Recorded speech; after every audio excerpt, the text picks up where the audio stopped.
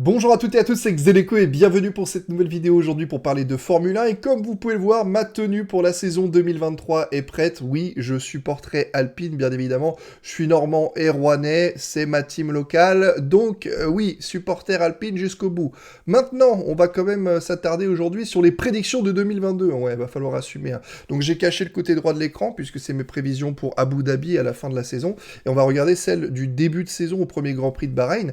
Et en haut, vous pouvez retrouver euh, donc le code pour rejoindre la F1 Fantasy League que j'ai créé, hein, c'est gratuit, c'est sur le site officiel de la Formule 1, la F1 Fantasy. Vous avez le lien directement en description, c'est même plus simple. Donc pour le Grand Prix de Bahreïn, si on regarde Red Bull, Ferrari en deuxième, Mercedes, Alpine, McLaren. Le top 5 correspond exactement au top 5 de fin d'année, hein. Clairement, on a les 5 bonnes écuries. Après, il y avait As. Ah, je pensais qu'ils allaient performer un peu mieux, mais c'est Mick Schumacher qui a oublié de ramasser des points quand il en avait l'occasion, hein, des petites erreurs par-ci par-là, malheureusement. AlphaTauri, je l'ai pensé un petit peu plus fringant, mais ça s'est écroulé en fin de saison, hein, clairement, alors qu'il y avait des occasions pour eux de marquer des points. Espérons que Tsunoda, cette fois-ci, fasse son job aussi, hein. Il y a eu quand même pas mal d'écuries à un seul pilote l'année dernière.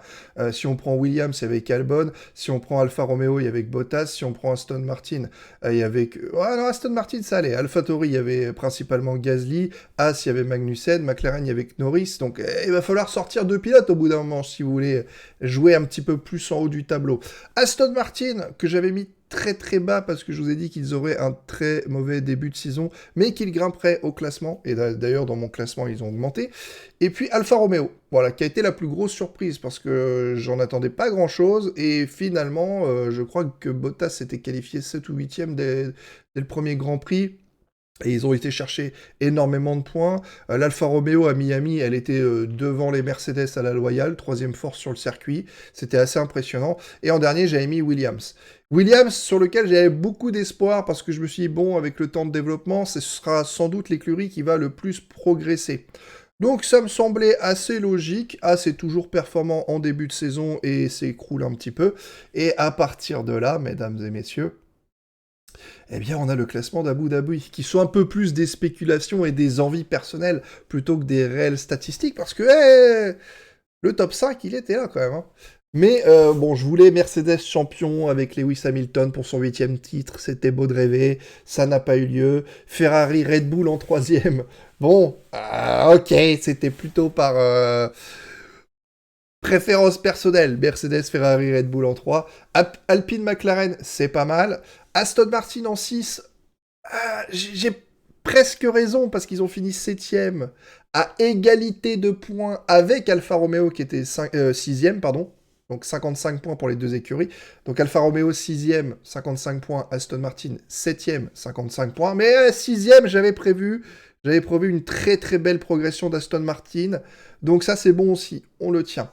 Et finalement, Williams était un peu mon Alfa Romeo à moi, quoi. C'est-à-dire que je pensais vraiment que c'était Williams qui allait partir d'en bas et grimper, vraiment, de manière impressionnante. Finalement, ça a été Alfa Romeo, hein. Alfa Romeo qui a réussi à récupérer des points à droite à gauche et qui a pu finir 6e, même si en fin de saison, c'était un peu plus difficile. Euh, Pareil, diminution, la chute de As, prévue, hein, on passait de 6 à 9. Et Alpha Tauri aussi, petite chute. Globalement, il n'y a que Alfa Romeo et Williams, c'est un peu l'échange de rôle. Mais j'avais à peu près la bonne physionomie au départ, bon, plutôt par là. Quelques bons raisonnements, tout n'est pas acheté quand même. Même si j'avoue que Williams, j'aimerais bien, honnêtement, même cette année, j'aimerais bien y croire encore.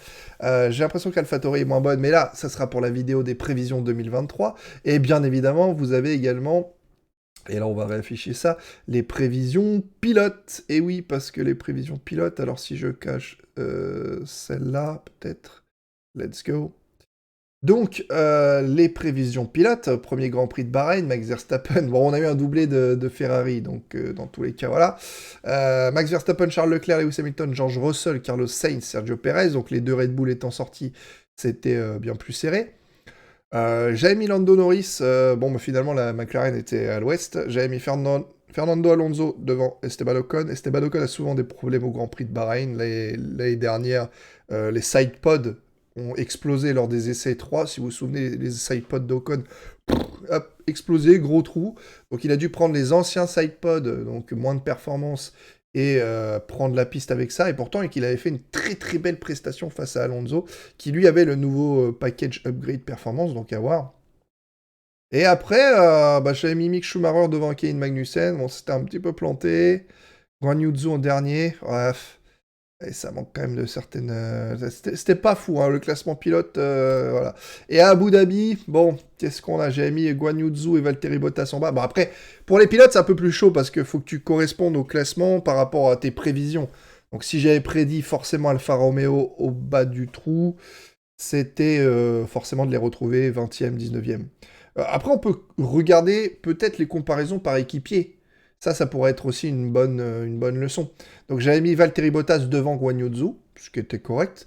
J'ai mis Kevin Magnussen devant Mick Schumacher au total, ce qui était correct.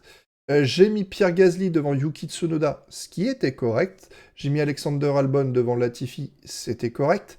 J'ai mis Lando Norris devant Daniel Ricciardo, c'était correct. Et j'ai mis Sébastien Vettel devant Lance Stroll, c'était également correct.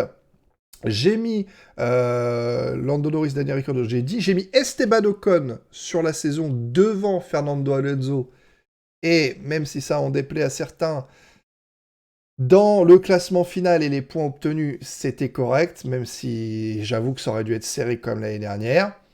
J'ai mis Charles Leclerc devant Carlos Sainz, j'ai mis Max Verstappen devant Sergio Perez. Par contre, je ne pensais pas que George Russell, pareil, un peu comme le même délire qu'avec Ocon Alonso, je ne pensais pas que George Russell aurait aligné les podiums et que la W13 aurait eu autant de problèmes. Donc j'avais mis Hamilton devant George Russell. Ouais, c'est parce que j'espérais son 8e titre aussi. Donc si je le mets numéro 1 champion du monde, forcément je suis obligé de mettre Russell derrière. C'était un simple raisonnement aussi simple. Donc pour les pilotes, j'avais deviné quasiment tous les duels. 90% des duels étaient bons.